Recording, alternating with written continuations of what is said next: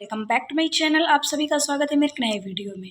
कल की वीडियो आपने देखी होगी नेहा आशीष तिवारी की, किस तरीके से अपने आप को ना गलत साबित करते हुए वीडियो में जताया है। तो सबसे पहले मैं बताना चाहूँगी कि नेहा, इतनी व्हाट्सएप चैट तुम्हारी लीक होने के बावजूद भी तुम अपने गुनाहों से पीछे हट रही हो। बहन, तुम चाहती क्या हो? बड़ी घटिया औरत हो तुम। मतलब इतनी ढीठ हो गई कि तुम इतना सब कुछ होने के बावजूद भी पीछे हट रही हो, इसलिए कि तुम्हारी सच्चाई आ गई दुनिया के सामने। इससे तो बढ़िया सचिन है कि कम से कम अपनी गलती को एक्सेप्ट तो किया, उस चीज़ को सामना तो किया, उस चीज़ को झेल भी तो रहा है। कम से कम अपने कमेंट को तो ऑन रखा है।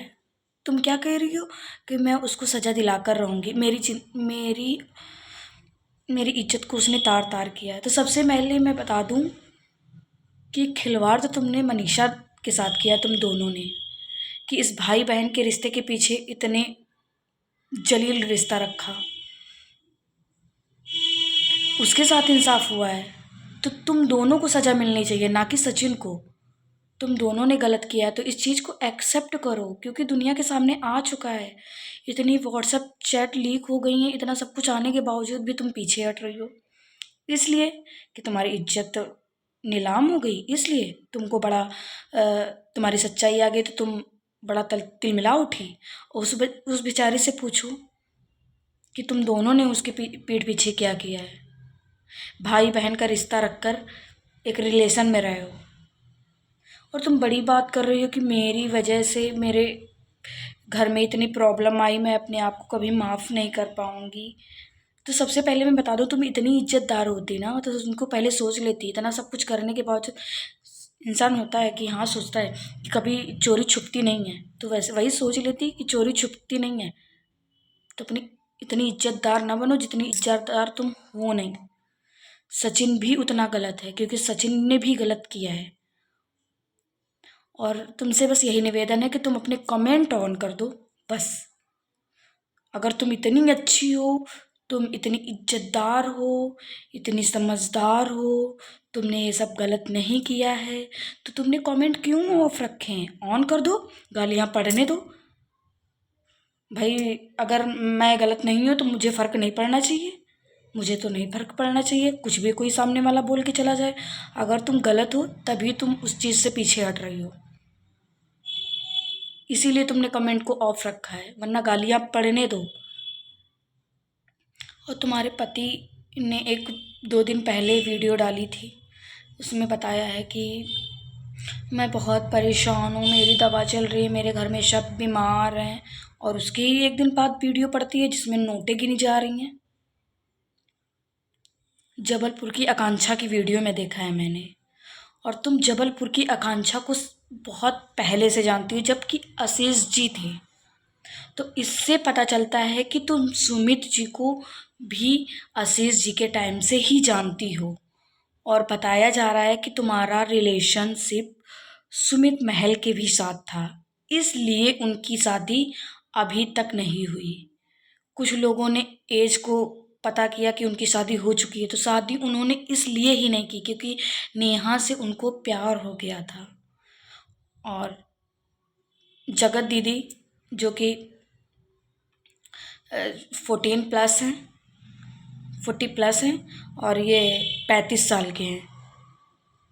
तो भाई, कौन 35 साल में शादी नहीं करता? किसके परिवार वाले 35 साल की उम्र लड़का हो जाए, घर में इतना बड़ा जवान नट्टा खट्टा खड़ा हो, और वो चुपचाप बैठे हों, उसकी शादी ना करवाएं?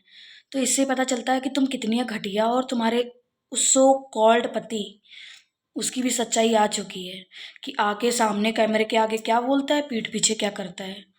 तो भाई, तुम लोगों को सच्चाई सब कुछ पता थी, सुमित महल लोगों की सच्चाई पूरी पता थी कि इसका रिलेशन सचिन मनीषा के साथ है। तब भी उन लोगों ने उस चीज़ को एक्सेप्ट किया, और अब भी वो शादी कर रहे हैं। और ना कि कैमरे के सामने नहीं दिखाना है, बट कैमरे के पीछे सारी तैयारियां शुरू हो गई हैं। जबलपुर की आकांक्षा की आपने वीडियो देखी, उसमें लिख दी कि तैयारियां शुरू हो गई हैं। तो भाई, इस चीज़ की ही तैयारियां शुरू हो गई, शादी होने वाली है इनकी। नेहा ने पहले मारा था ना डायलॉग, मैं इसी महीने में शादी करके दिखाऊंगी। तो भाई शादी हो रही है तुम्हारी। और नेहा को सुमित महल पहले से ही जानते थे। जबलपुर की आकांक्षा जो हैं, मतलब सुमित महल के जो कि उनके दोस्त हैं, उनकी फ्रेंडशिप है।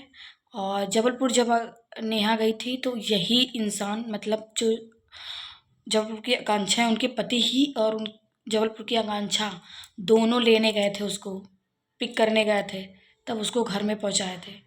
तो इससे पता चलता है कि तुम कितनी नीच औरत हो। तुम्हारा पहले से रिलेशन चल रहा था और तुम अब शादी कर रही हो, और तुम्हारा पति पता नहीं किस चीज़ में जंजीरों में बंधा हुआ है जो शादी तुमसे कर रहा है। इतना भोला भाला बन के और बता रहा है कि मुझे कुछ नहीं पता था।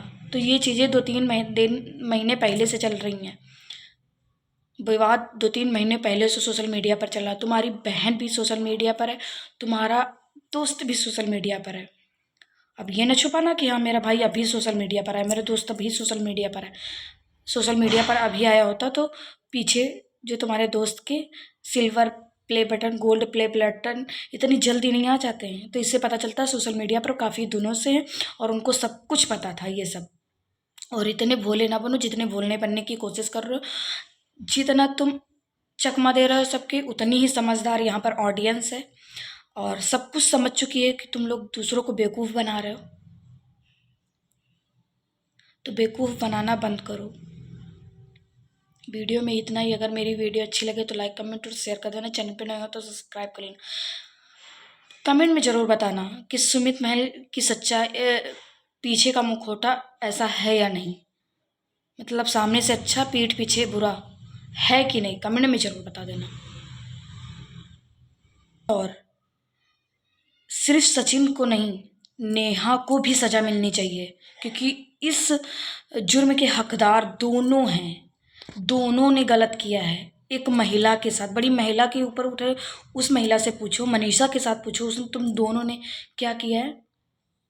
तो इसलिए दोनों को सज़ा मिलनी चाहिए, ना कि एक को। तुम साथ साथ तुमको भी मिलनी चाहिए, तुम भी उस चीज़ की हकदार हो बराबर की। तो इसलिए तुमको भी सज़ा मिलनी चाहिए।